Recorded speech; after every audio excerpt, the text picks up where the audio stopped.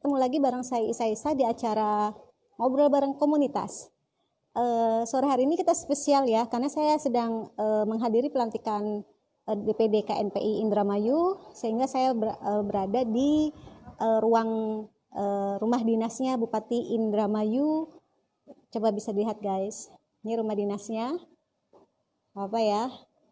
Karena acaranya belum selesai, saya ke belakang gitu agar bisa live dengan Mbak Inka. Nah, ini Mbak Inka sudah terhubung.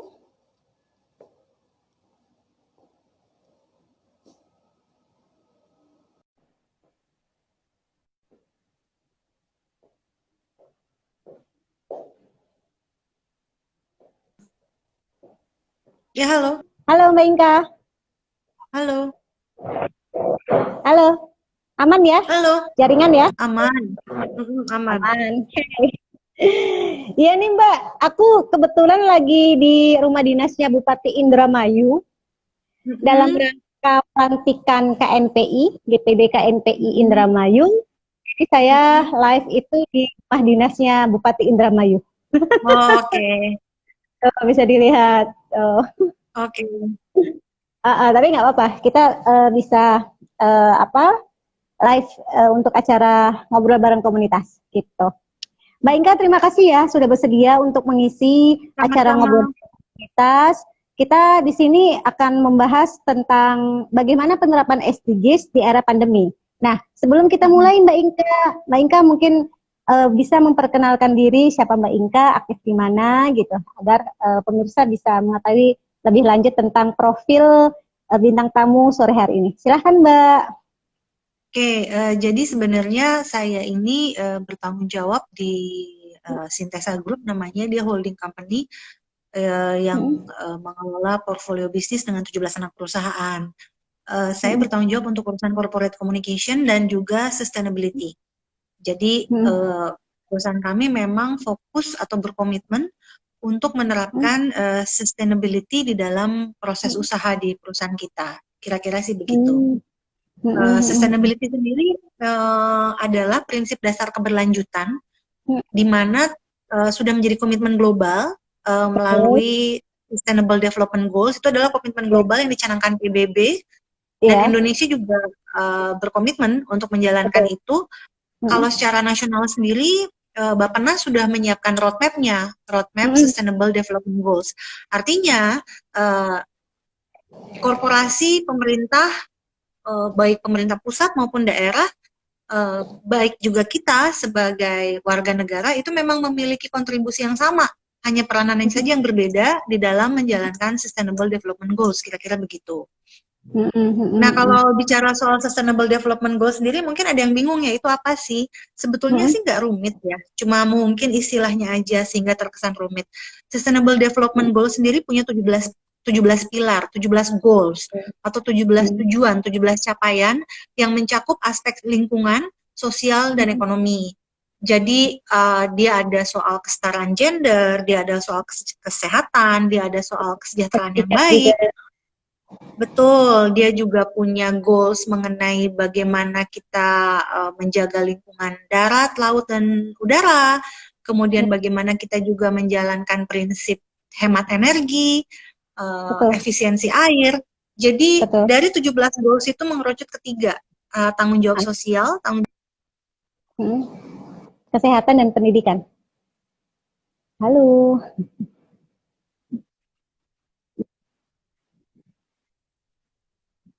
Mm.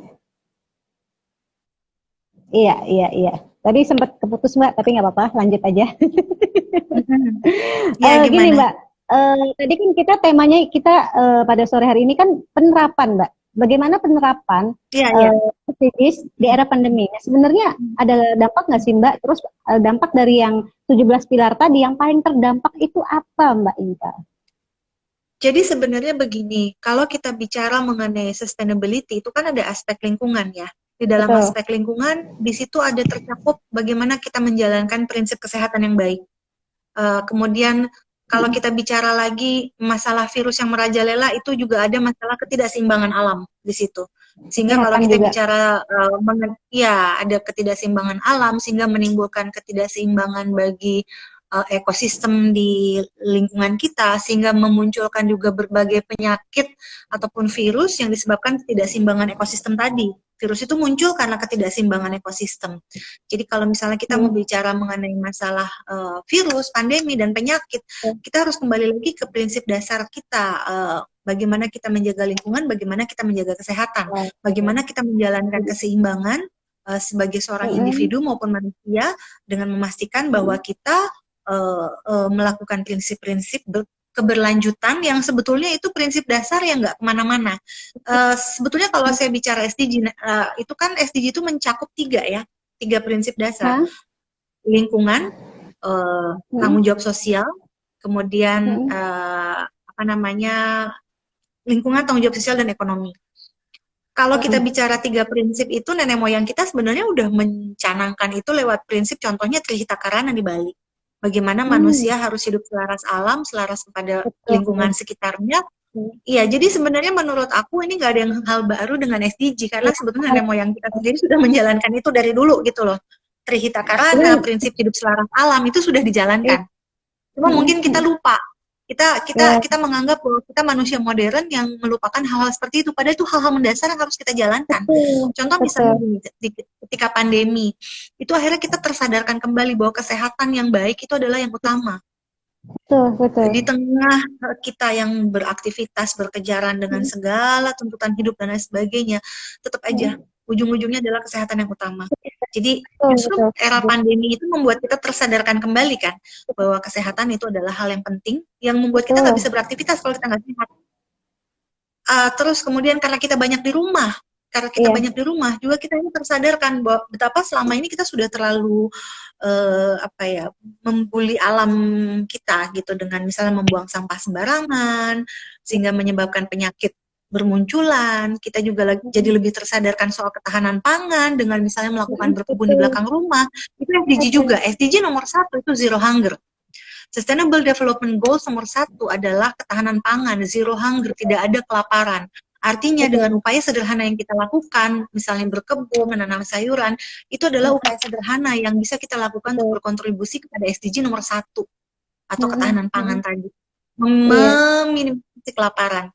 Dengan memastikan lingkungan sekitar kita bisa berdaya lewat pangan. Kira-kira seperti itu.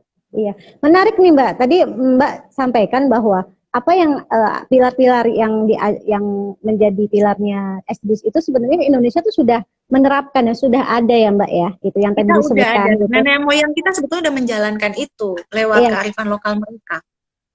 Iya, nah kearifan lokal ini yang masih dirasakan sekarang tuh Mbak, yang sekarang kita lagi pandemi nih, pandemi di mana setiap baru keluar rumah kita harus cuci tangan, dan sebenarnya cuci tangan ini tuh sudah ada Mbak, gitu, kayak menaruh di depan rumah gitu kan, gitu, terus sebelum orang masuk harus cuci tangan dulu, itu ya Allah itu bener banget, tapi ya tadi tidak tidak diteruskan gitu loh, kearifan lokal ya, ini. Dan sekarang baru kerasa lagi. Oh iya ya, gitu. Hidup yang sehat itu sebetulnya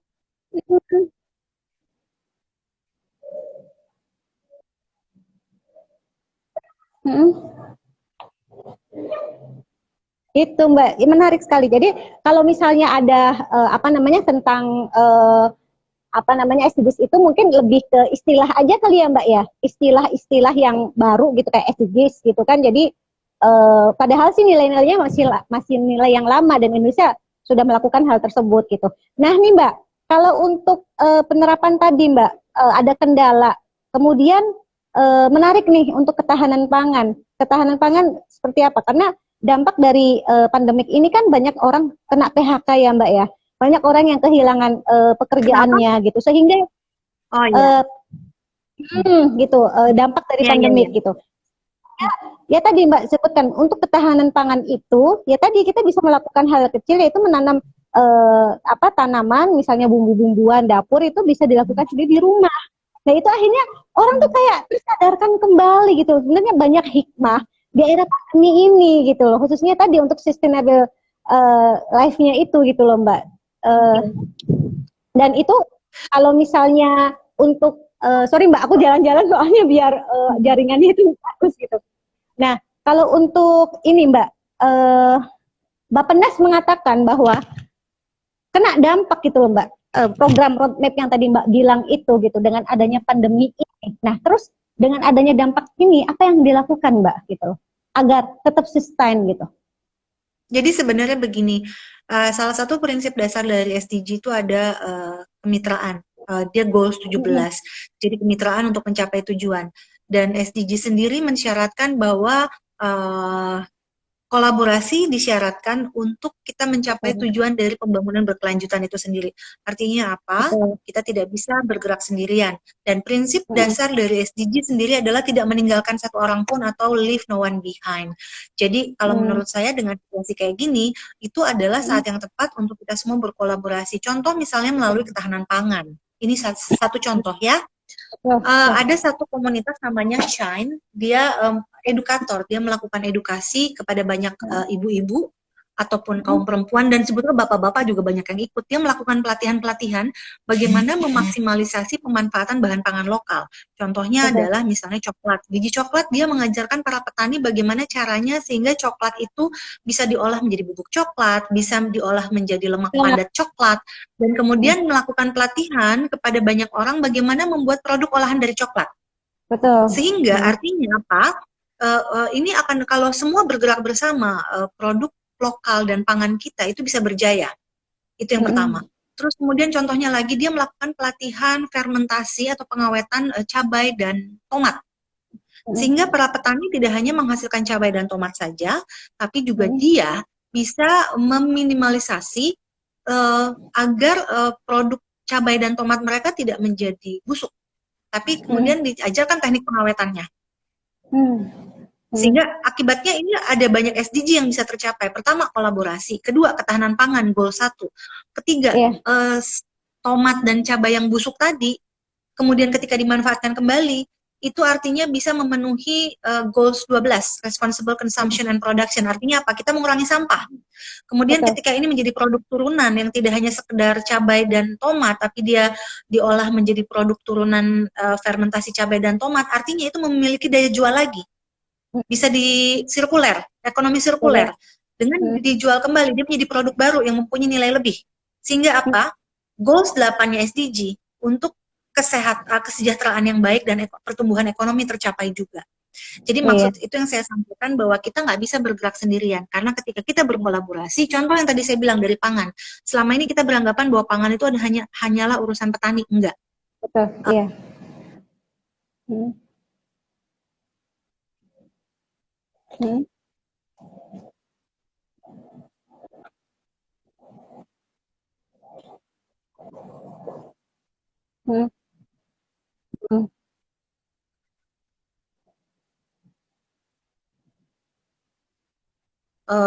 Itu kita perlu melakukan edukasi literasi pangan bahwa keju itu ternyata sebetulnya itu bukan keju asli, itu ada mengandung minyak sawit dan juga mengandung apa namanya pati jagung. Oh, iya. Iya. Nah, sementara kita tahu di belahan negeri kita yang lain ada petani ada peternak yang terpaksa membuang susunya karena tidak terserap pasar. Bayangkan kalau kita semua bergerak nih dengan belajar membuat keju, misalnya keju yang benar ya dari susu benar, kita bisa memastikan bahwa anak-anak kita mendapatkan pangan yang baik dengan keju yang asli, bukan keju pabrikan yang terbuat dari minyak jagung dan pati jagung dan minyak sawit. Kedua, kemudian kita memastikan bahwa produk peternak kita itu terserap juga, sehingga mereka tidak harus membuang loh susunya mereka. Nah, ini adalah SDG juga. SDG-nya di mana? SDG ada di goals 1, itu ketahanan pangan. Kemudian kita berbicara juga soal goals 8, itu adalah mengenai bagaimana kita berkontribusi ekonomi kerakyatan untuk sirkular ekonomi, untuk kesejahteraan yang baik dan pertumbuhan ekonomi. Saya bicara nggak usah jauh-jauh dari pangan dulu, karena apa? Kita semua perlu makan. Tapi kita nggak tahu bahwa, contoh lagi, shirataki. Kan sekarang lagi tren tuh masakan Korea pakai shirataki ya, mie shirataki. Itu mahal. Iya. Kemudian itu dibutuhkan oleh anak-anak berkebutuhan khusus karena dia tidak memiliki gluten kan. Itu mahal. Kenapa? Karena itu diimpor, padahal bahan baku aslinya itu ada di sekeliling kita Bakunya lewat ada porang. dari Indonesia. Udah pernah dengar porang belum? Ya Allah. Udah pernah dengar porang? Porang itu tanaman yang liar di kita, umbi-umbian, dan itu Iya. ternyata bisa mengandung glukomanan. Glukomanan itu bisa diolah menjadi shirataki. Dan Shine itu melakukan pelatihan kepada banyak orang bagaimana mengolah mie berbahan dasar porang tadi. Artinya dengan melakukan pelatihan tadi, mengupayakan sendiri, kita nggak harus lagi beli barang yang mahal. Wong negeri ini menyediakan segala macamnya kok. Semua tersedia di sini, dari mulai coklat, kopi. Kalau kita minum kopi, kenapa kopi tersedia di negeri kita, kenapa kita harus minum kopi yang Impor. dicampur bahan kimia? Iya. Kalau Iya. kita punya biji coklatnya, kenapa kita harus memakan atau mengkonsumsi produk olahan coklat impor? Padahal kita bisa membuatnya. Iya. Nah, itu SDG. Jadi sustainability berkelanjutan itu adalah tentang kolaborasi. Dan juga Menarik edukasi. sekali. Menarik sekali. Itu Shane itu yang model-model kayak Shane kayak gitu, memberikan pelatihan, kemudian untuk membuat produksi untuk turunannya. Itu sebenarnya yang model Shane itu ada berapa sih Mbak gitu? Saya melihatnya hanya sebagian segelintir beberapa saja. Nah, itu bagaimana agar yang lain juga ikut tersadarkan dan akhirnya mau berkolaborasi juga Mbak Inka. Itu gimana tuh Mbak Inka? Jadi sebenarnya gini, kita beranggapan bahwa sustainability adalah sesuatu yang baru. Kita beranggapan bahwa sustainability adalah urusan pemerintah. Kita beranggapan bahwa when we are talking about sustainability, it's about the government, it's about the good corporations. Padahal tidak. Kita semua memiliki kesempatan yang setara. Kita semua memiliki kontribusi setara untuk menjalankan prinsip paling utama sustainability. Melalui apa? Sustainable lifestyle. Sustainable lifestyle itu kita nggak hanya bicara soal go green, nggak hanya bicara soal itu turunannya sangat banyak. Dari mulai misalnya kita melakukan literasi pangan, itu adalah SDG juga. Kita memastikan gizi yang baik buat keluarga kita, nggak usah jauh-jauh dulu deh, buat keluarga kita dulu. Kemudian yang kedua, berkebun, oke, itu adalah salah satu sustainable lifestyle juga. Kemudian kalau kita berbicara sampah, kita berbicara hanya mengenai tidak menggunakan plastik. Padahal masalah sampah itu jauh lebih kompleks daripada sekedar menggunakan plastik atau tidak. Karena kita perlu tahu ya bahwa sistem pengolahan sampah di negeri kita itu open dumping. Artinya sampah dari rumah tangga itu langsung dilempar ke TPA. Tapi tidak ada pengolahan kembali. Nah, kita bisa memberikan kontribusi.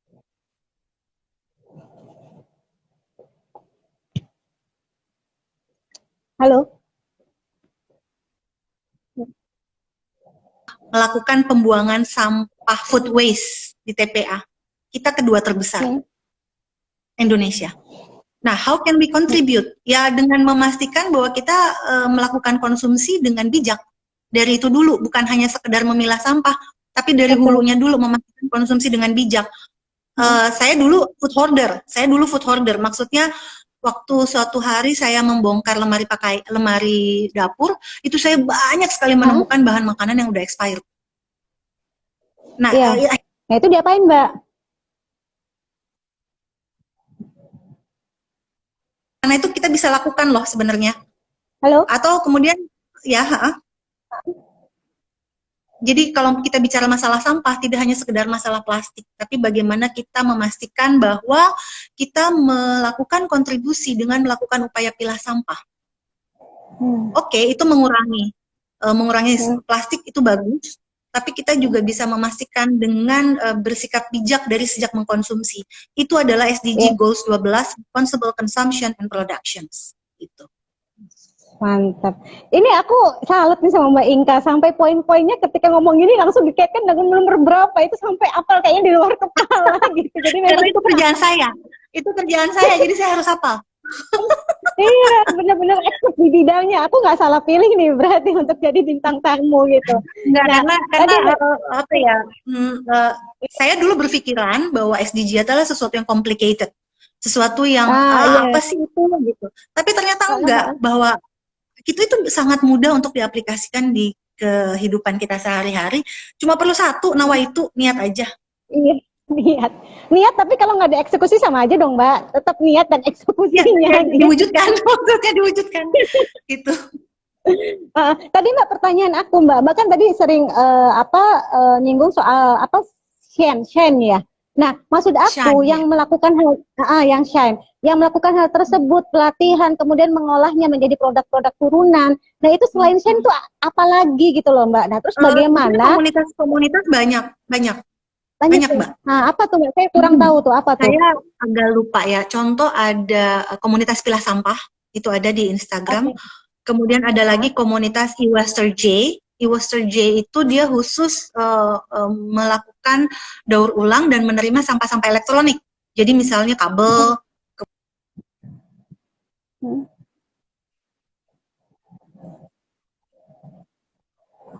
Sorry aku muter-muter nih cari jaringan. Ya.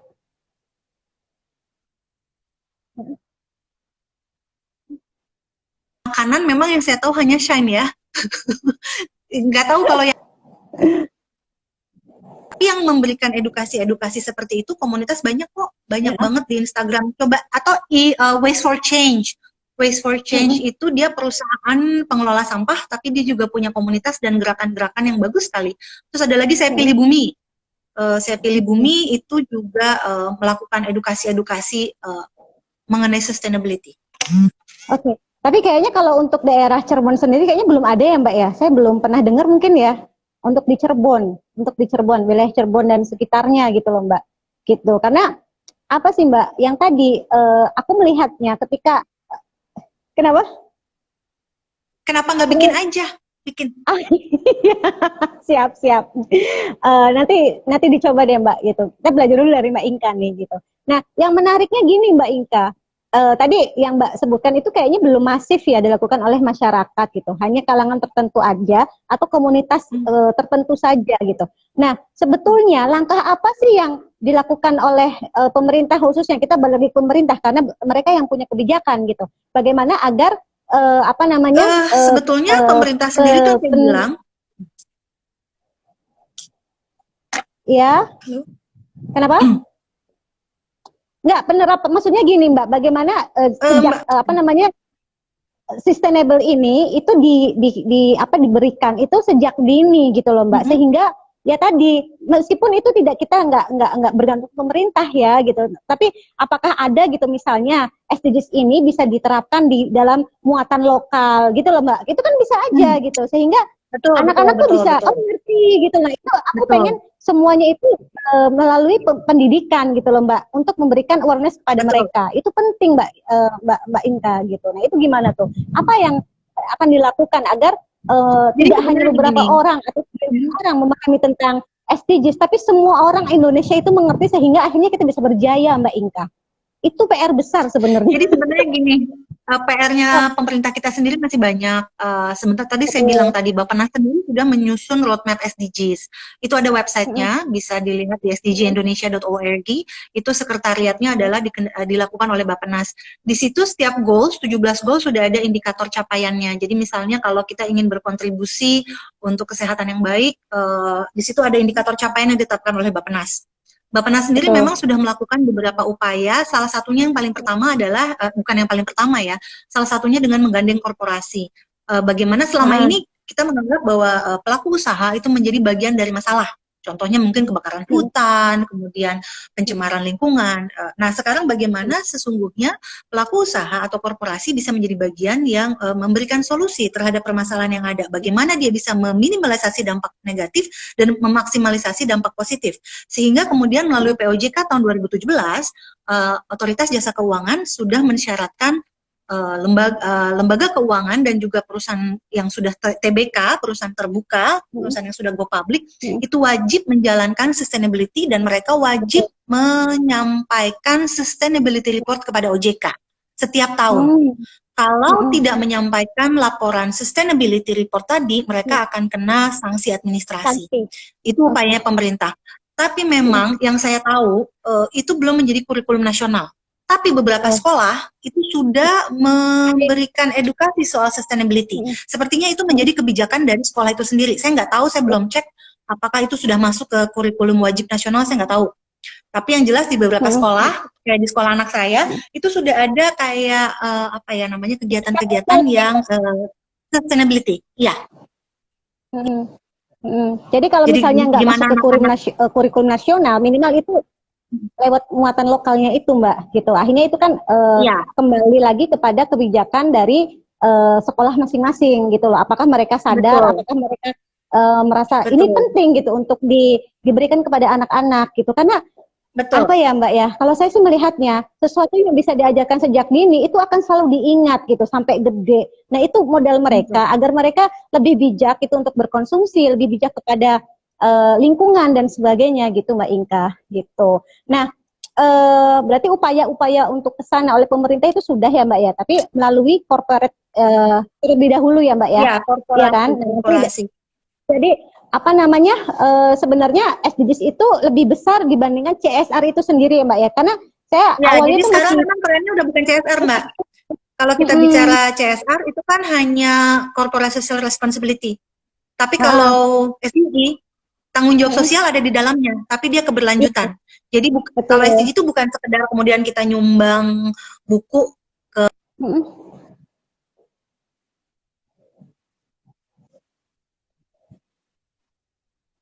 Nah, mm, Keberlanjutan. Itu sih kira-kira kalau SDG itu seperti itu. Jadi CSR itu mm, sekarang kayak yang lebih advance-nya itu adalah SDG, Sustainable Development Goals tadi. Jadi mm-mm, sekarang mm-mm, korporasi sudah diarahkan untuk wajib melaksanakan Sustainable Development Goals atau sustainability tadi, gitu. mm-mm, mm-mm. Iya penting tuh Mbak.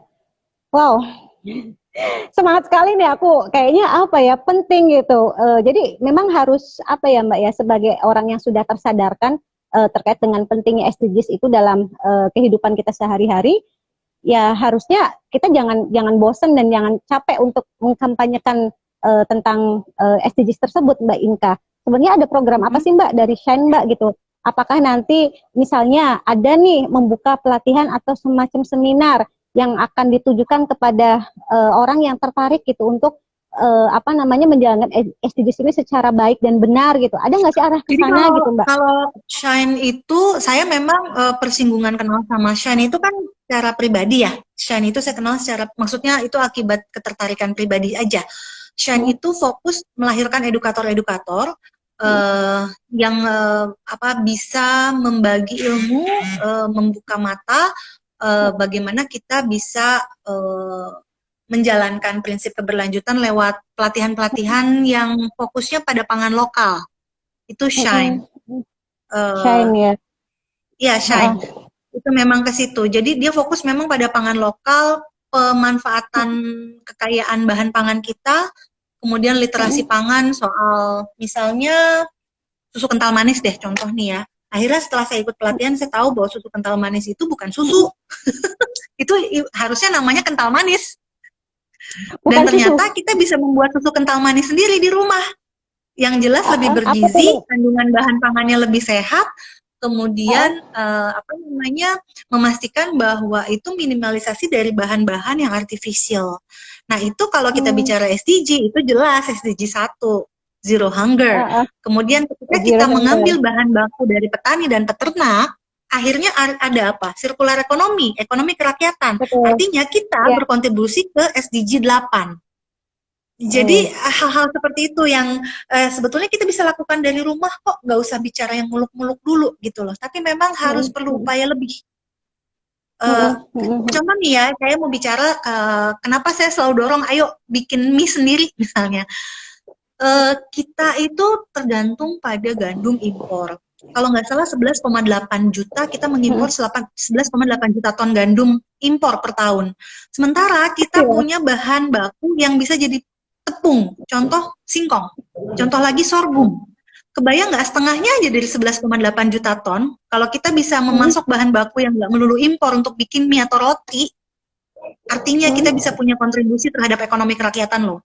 Makanya hal-hal itu harus dimulai dari kita. Hal-hal kayak gitu harus dimulai dari kita gitu.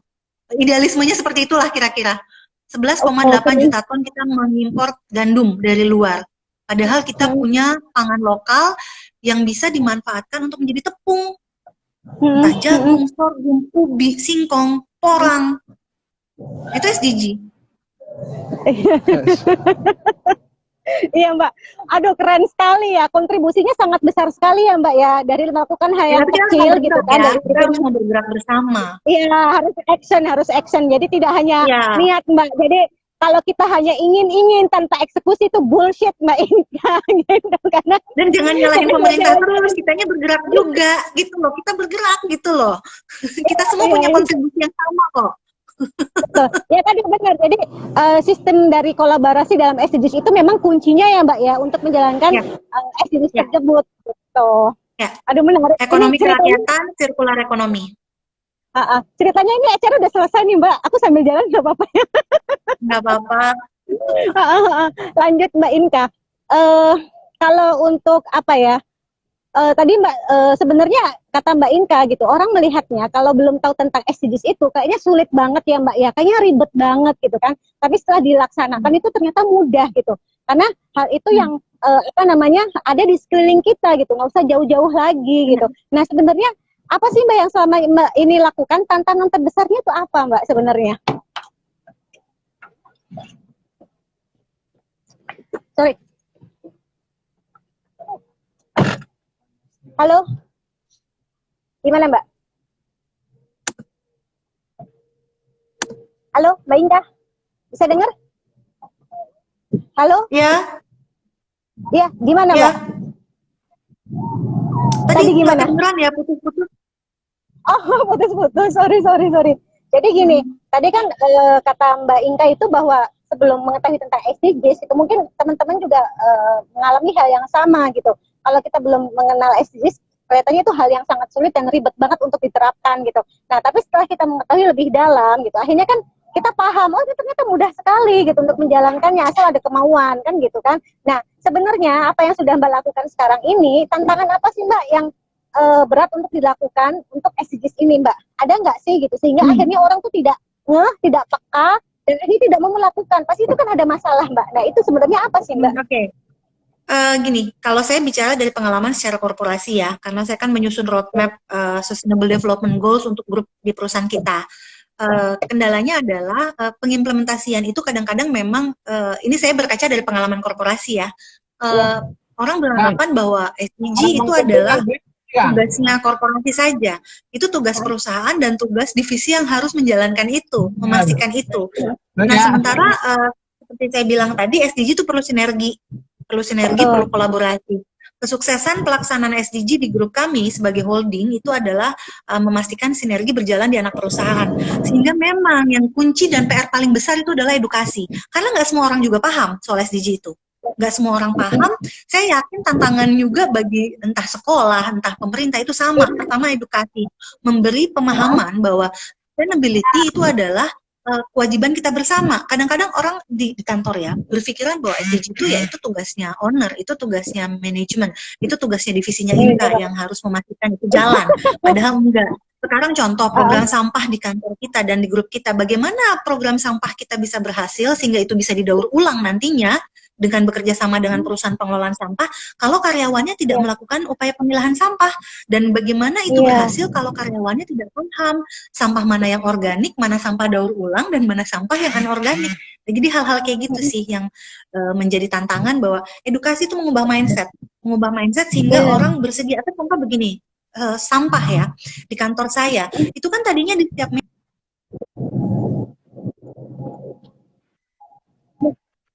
Hah?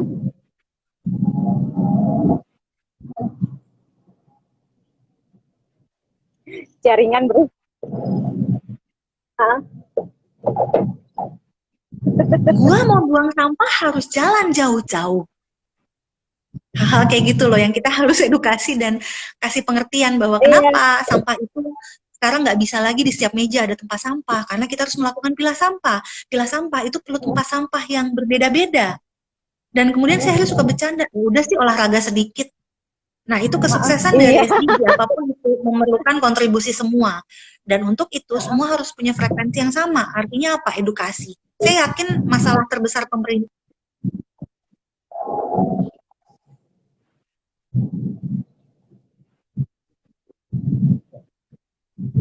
gitu. iya Mbak.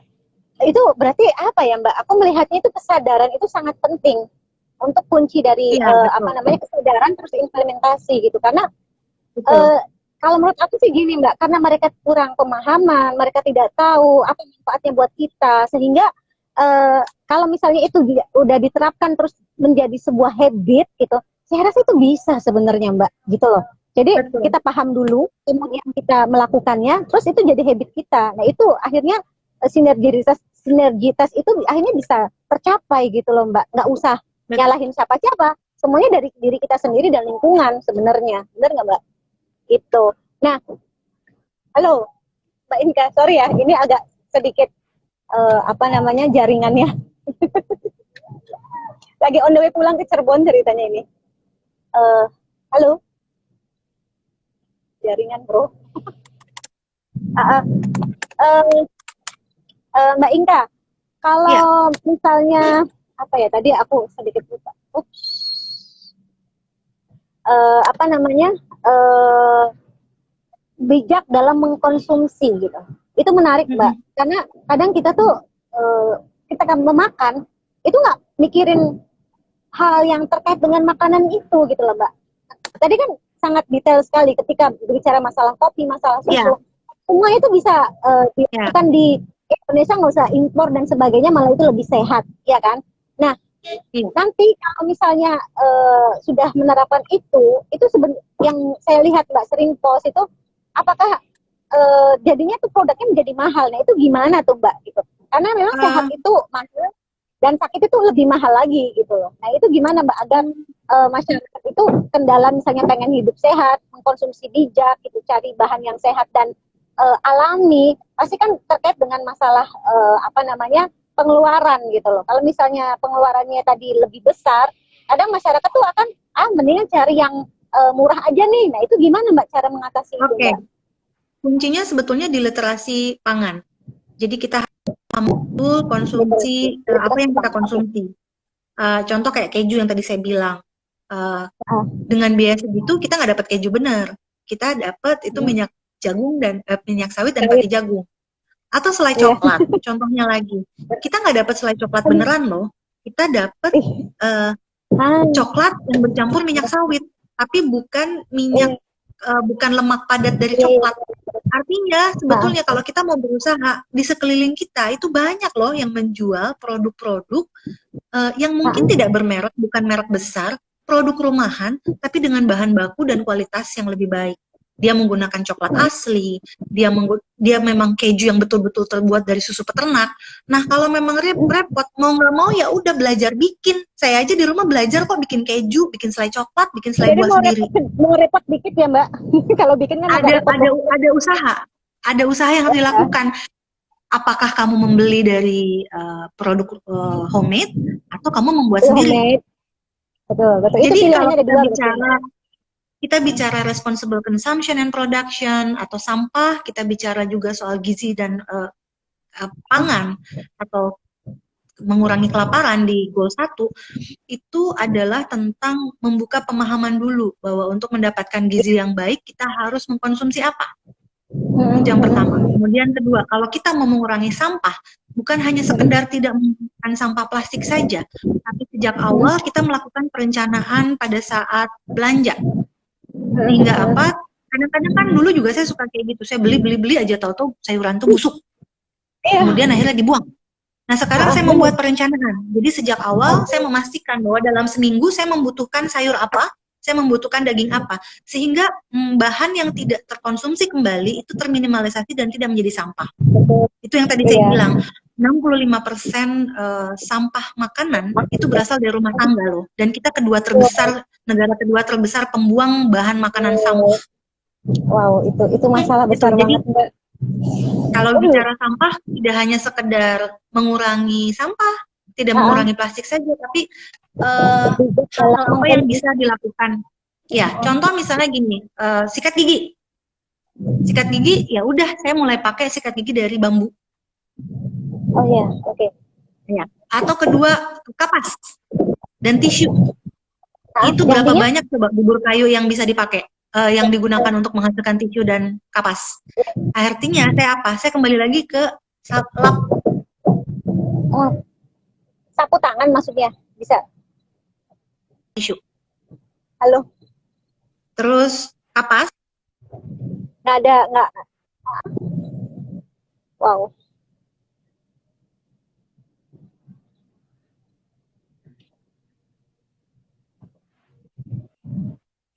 kata dia. Hmm. Iya, menarik Mbak. Oh, halo. ya. Iya, jadi semuanya tuh apa namanya dilakukan mulai dari diri sendiri ya Mbak ya gitu. Tapi karena yang tadi Mbak sebutkan itu bijak dalam mengkonsumsi tidak hanya mengkonsumsi makanan, tapi bijak dalam mengkonsumsi dalam menggunakan barang yang ada di sekeliling kita yang kiranya itu apa namanya bisa merusak alam ya kita kurangin, ya kan? Salah satunya penggunaan tisu atau kertas atau yang lainnya. Nah, tadi Ya. apa ya? Aku tadi mau nanya apa saya lupa. Oh ya Mbak, tadi penting Mbak, ketika literasi pangan kita sudah mulai baik gitu kan, apa sih yang terkandung dalam sebuah susu yang sebar dalam pabrik itu ternyata hanya minyak minyak sawit dan roti jagung gitu kan.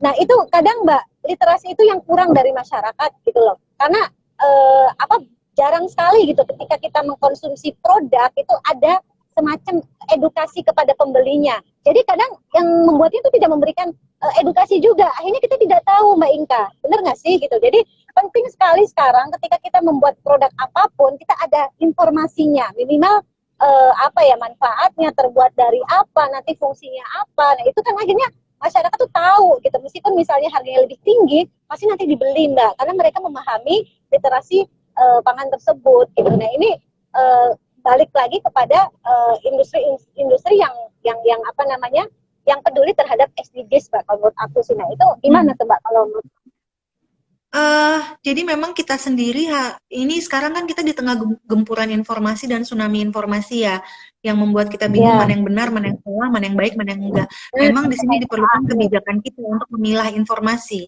Dalam arti begini, nggak selamanya sebetulnya gini, bukannya minyak sawit itu jelek loh, saya nggak bilang itu jelek ya. Tapi ya. kalau memang kita bisa memiliki opsi produk lain yang memang jelas-jelas keju yang terbuat dari susu, kenapa tidak? Saya nggak bilang minyak sawit jelek, enggak. Maksudnya itu juga bukan bahan yang jelek, tapi kita perlu tahu bahwa dengan uang yang kita keluarkan, kita membeli apa, kita mengkonsumsi apa, itu aja sih. Bukan berarti nggak boleh, nggak juga gitu. Saya juga masih suka beli selai coklat untuk memuaskan rasa, tapi setelah saya tahu bahwa oh, gila itu kadar gulanya 55%. Ternyata setelah saya tahu saya bisa kok bikin sendiri. Saya carilah itu sekarang kita udah dibantu sama Tokopedia kok. Tokopedia mau semua bahan baku untuk bikin selai coklat banyak. Dari mulai cocoa butternya di situ ada yang jual, dari mulai coklat bubuknya di situ ada yang jual. Terus susunya kita bisa cari sekeliling kita, ada nggak peternak susu? Kalaupun enggak ya udah pakai susu yang kemasan juga nggak apa-apa, kayak gitu loh. Jadi memang dibutuhkan keinginan dan kemauan dari kita untuk apa ya menelisik dan mencari tahu soal apa yang kita konsumsi, soal bagaimana kita bisa mengkonsumsi dengan bijak. Itu memang diperlukan curiosity dari kita. Diperlukan niat dari kita untuk cari tahu dan mau tahu. Maksud saya begini, sangat ironis, Indonesia itu adalah negara yang kaya bahan pangan. Kita negara yang kaya sekali bahan pangan.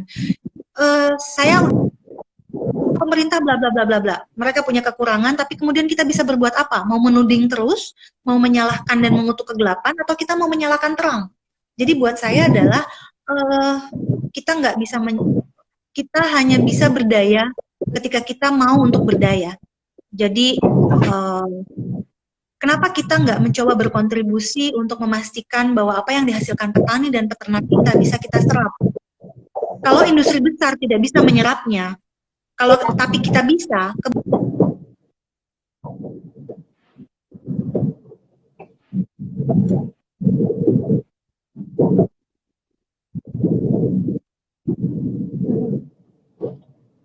Kita akan berjaya Mbak kalau kita bergerak semua. Jaringan. Bentar lagi nih Mas. 12 menit. Mbak Inka mohon maaf nih jaringannya. Halo, Iya, halo Mbak Indah. iya. Tadi ada masalah jaringan Mbak, tapi nggak apa-apa lanjut aja Mbak. Soalnya aku lagi dalam perjalanan sih Mbak, mohon maaf ya Mbak Indah ya. Gitu. Oh, apa ya? Saya sih lemes Mbak dengar kayak gini-gini tuh. Lemes dalam arti ya Allah kok apa ya istilahnya kita minim sekali gitu literasi terhadap masalah SDGs, literasi tentang pangan gitu. Literasi informasi juga kita istilahnya harus bisa memilihnya dengan bijak ya Mbak ya, dengan baik juga karena Iya. tumpuran informasi yang tadi Mbak sampaikan juga itu membuat orang juga kadang bingung gitu Mbak. Sebenarnya yang mana sih yang benar kan gitu informasi tersebut gitu. Nah, lalu Mbak apa nih Mbak yang di era pandemi ini Mbak selain ketahanan pangan gitu kan. Kemudian kalau untuk masalah ekonomi itu gimana tuh Mbak untuk memanfaatkan ketika misalnya kita pengen bergerak tapi misalnya terkendala masalah modal gitu karena untuk mengkonsumsi atau membuat suatu produk sendiri itu kan harus ada dananya gitu loh Mbak. Nah itu kan kadang orang tuh ya daripada ribet kita beli aja deh lebih praktis gitu karena mikirnya kalau bikin sendiri lebih mahal. Nah itu gimana tuh? Oke, jadi gini, saya mau bercerita sedikit ya. Owner tempat saya bekerja itu dia terpilih oleh Sekjen PBB untuk menjadi salah satu dari 30 CEO dunia yang tergabung dalam aliansi investor untuk pembangunan berkelanjutan. Dan dalam aliansi ini, ya itu pemilik Sinta Wijaya Kamdani, Ibu Sinta Wijaya Kamdani. Ya, dan dia itu kemudian banyak melakukan skema-skema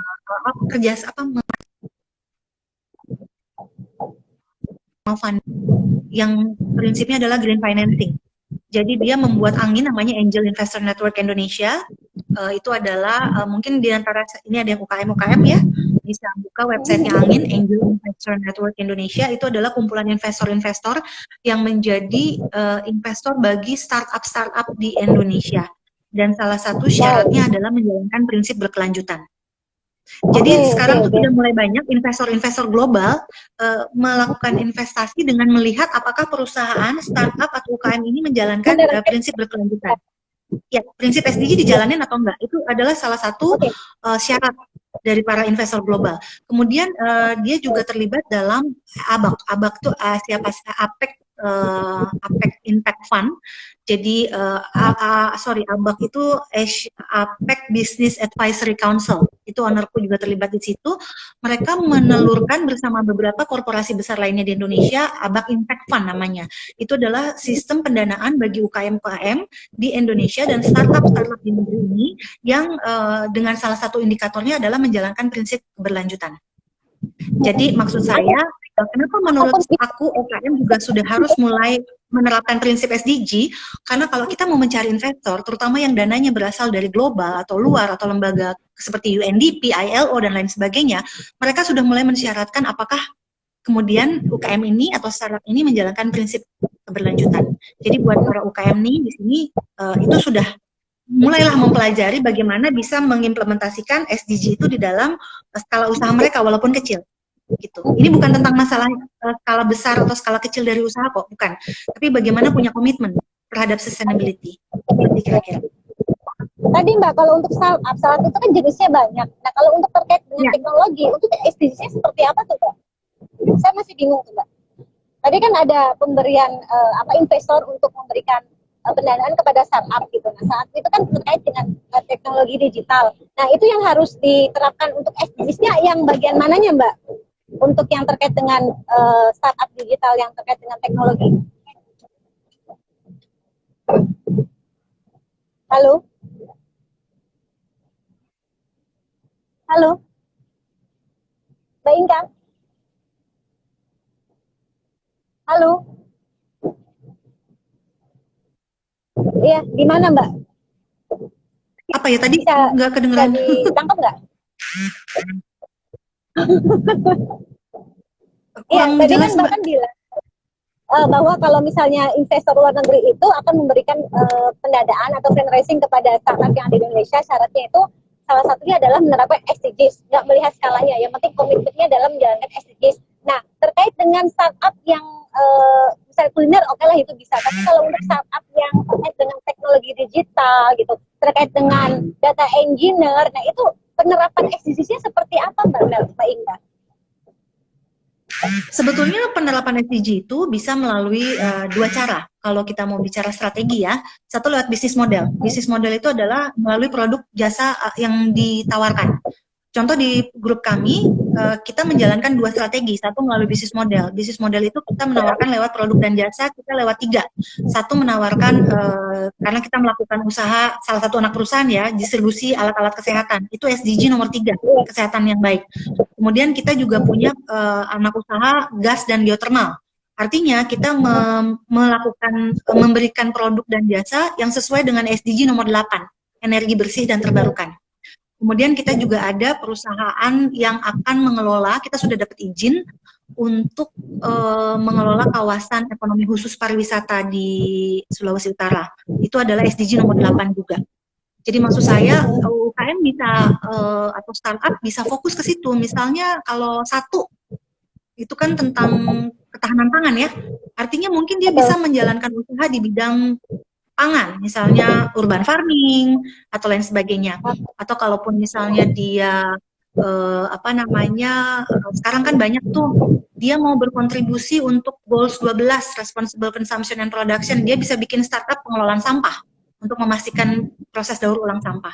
Yang kedua, strategi yang kedua adalah melalui value chain, di mana sustainable development goals diimplementasikan melalui operasional perusahaan. Jadi misalnya bagaimana dalam proses operasionalnya dia meminimalisasi sampah, dia melakukan upaya penghematan air, dia melakukan upaya recycle air, kayak di grup kita itu air di recycle, didaur ulang lagi, kemudian digunakan lagi untuk nge-flush toilet sama nyiram tanaman. Kayak gitu-gitu. Jadi banyak yang bisa dilakukan ya. Iya. Itu akhirnya saya dapat insightful banget nih Mbak gitu obrolan kita pada sore hari ini gitu. Mbak Inka, kita sudah terasa nih kita ngobrol selama 1 jam Mbak Inka. Terima kasih banyak Mbak Inka atas kesediaannya. Kita masih bisa ketemu Mbak Inka besok ya, hari Selasa dan minggu depannya Mbak Inka ya.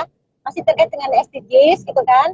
Dan semoga terima kasih teman-teman yang sudah bergabung pada hari ini. Semoga obrolan kita pada hari ini bisa bermanfaat untuk kita semua.